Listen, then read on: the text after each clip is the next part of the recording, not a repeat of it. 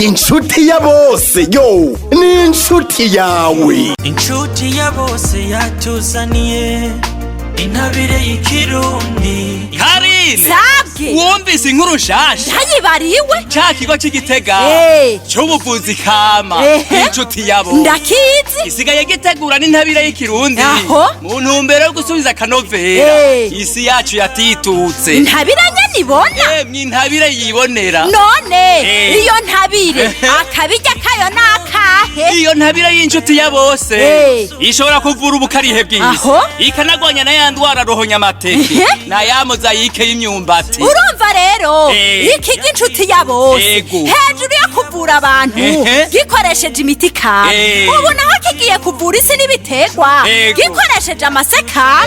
emwe numva wabitahuye barimye imbura amasekama yabonetse muyasanga mu gisagara ca Gitega ku mutumba Rutegama haruguru y'isoko y'inka akura kuri 79 amajana 236 amajana 951 canke 39 ijana 99 amajana 247. Inshuti ya bose ni inshuti yawe.